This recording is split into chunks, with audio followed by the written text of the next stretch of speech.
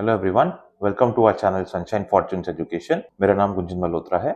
आज हम लोग बात करेंगे न्यूजीलैंड के बारे में। न्यूजीलैंड में अगर आप यूनिवर्सिटीज में जाके पढ़ाई करना चाहते हैं और यूनिवर्सिटीज में यूजी लेवल पीजी लेवल के प्रोग्राम्स करना चाहते हैं न्यूजीलैंड में जाकर, तो वहां पर क्या एलिजिबिलिटी क्राइटेरिया होगा एडमिशन लेने के लिए, इसके ऊपर हम लोग डिस्कशन करेंगे। इससे पहले कि आगे बढ़े, मेरी रिक्वेस्ट है आपसे कि चैनल को सब्सक्राइब कीजिए, नीचे दिए हुए बेल आइकन पे भी हिट कीजिए ताकि इस तरह की कोई भी लेटेस्ट अपडेट आए तो सबसे पहले वो आप तक पहुंच सके। तो जैसा कि आप जानते हैं कि मेजरली जो यूनिवर्सिटीज है न्यूजीलैंड में 6 इंपॉर्टेंट यूनिवर्सिटीज है।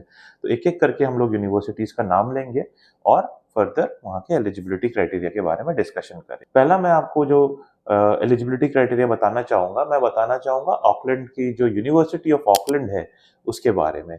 यूनिवर्सिटी ऑफ ऑकलैंड में अगर हम लोग बैचलर्स डिग्री की बात करें जिसकी ड्यूरेशन 3 इयर्स की होती है, वहां पे आपका एलिजिबिलिटी क्राइटेरिया जो है वो 75% एंड अबव है स्टैंडर्ड 12th में। गोइंग फर्दर, अगर आप यूनिवर्सिटी ऑफ ऑकलैंड में ग्रेजुएट प्रोग्राम करना चाहते हैं, ग्रेजुएट डिप्लोमा करना चाहते हैं जिसकी ड्यूरेशन 1 ईयर की है, तो उसका एलिजिबिलिटी क्राइटेरिया जो रहता है वो 55% एंड अबव का रहता है। विच मीन्स अगर आपके 55% या उससे ज्यादा का स्कोर आया हुआ है तो ऑटोमेटिकली आप वहां पर एडमिशन के लिए एलिजिबल हो जाते हैं। गोइंग फर्दर, अगर आप बैचलर्स कर चुके हैं और पीजी डिप्लोमा का प्रोग्राम करने जा रहे हैं जिसकी ड्यूरेशन 1 ईयर की है यूनिवर्सिटी ऑफ ऑकलैंड में, तो आपका जो एलिजिबिलिटी क्राइटेरिया रहता है वो 60% एंड अबव का रहता है। Last but not the least, university of Auckland में अगर आप मास्टर्स डिग्री करना चाहते हैं जिसकी ड्यूरेशन 1 to 2 ईयर्स की रहती है, तो उसकी एलिजिबिलिटी क्राइटेरिया की अगर हम लोग बात करें तो वो 60 से 65% तक वेरी करता है।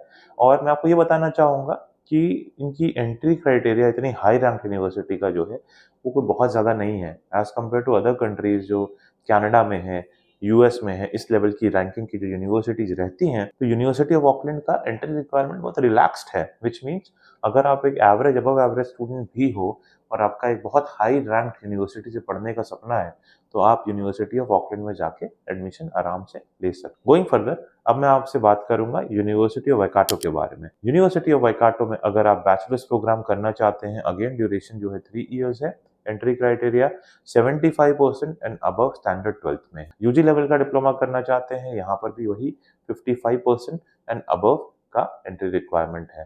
पीजी डिप्लोमा करना चाहते हैं, 60% एंड अबव का एंट्री रिक्वायरमेंट है। गोइंग फर्दर, मास्टर्स डिग्री करना चाहते हैं similar to university of Auckland, 60 to 75% का यहाँ पर यूनिवर्सिटी ऑफ वाइकाटो में एलिजिबिलिटी क्राइटेरिया है। और भी 3 यूनिवर्सिटीज जो हैं उनके बारे में, 4 यूनिवर्सिटीज के बारे में मैं बात करना चाहूंगा। यूनिवर्सिटी ऑफ कैंटरबरी, अगेन इनका भी एलिजिबिलिटी क्राइटेरिया जो न्यूजीलैंड की बाकी यूनिवर्सिटीज जो हाई रैंक यूनिवर्सिटीज है उनसे मिलता जुलता है। विच मीन्स बैचलर्स डिग्री के लिए अगर आप एडमिशन लेना चाहते हैं 75% एंड अबव का एंट्री रिक्वायरमेंट है। इसके बाद अगर आप ग्रेजुएट डिप्लोमा में एडमिशन लेना चाहते हैं, जिसको यूजी डिप्लोमा भी हम लोग नॉर्मल लैंग्वेज में बोलते हैं, जिसकी ड्यूरेशन 1 ईयर होती है, इसका एंट्री रिक्वायरमेंट 55% एंड अबव का रहता है। बट यूनिवर्सिटी ऑफ कैंटरबरी में आपको जो यूजर लिस्ट होती है उसकी गाइडलाइंस को ध्यान में रखना पड़ता है। यूजर लिस्ट के बारे में अलग से एक हम लोग वीडियो बनाएंगे और आपका कोई डाउट होगा यूजर लिस्ट को लेके तो उसमें आप चेक कर सकते हैं, वो बहुत ज़्यादा अच्छा क्लैरिफिकेशन आपको मिल जाएगा। गोइंग फर्दर, अगर आप पीजी लेवल पे जा रहे हो डिप्लोमा करने के लिए यूनिवर्सिटी ऑफ कैंटरबरी में, again 55% to 60%, sorry not again, reason being जो मैंने आपको बताया था university of Waikato and university of Auckland, उनका एंट्री रिक्वायरमेंट जो है वो 60% एंड अबव है। University of Canterbury is little bit more relax when it comes to PG diploma. यहाँ पर 55% एंड 60% का जो है प्रोग्राम के बेसिस पे डिपेंड करता है। एंड अगर आप मास्टर्स करना चाहते हो तो इनका एंट्री रिक्वायरमेंट थोड़ा सा स्ट्रिक्ट है, 60 to 75% का रेंज एंड अबव का जो क्राइटेरिया है वो रहता है डिपेंडिंग अपॉन द प्रोग्राम, और यहाँ पे आपको यूजर लिस्ट को ध्यान में रखना पड़ता है। गोइंग फर्दर, लिंकन यूनिवर्सिटी की बात करें तो क्लास 12th में अगर आप 75% एंड अबव का स्कोर लेके आ रहे हो आप एलिजिबल हो।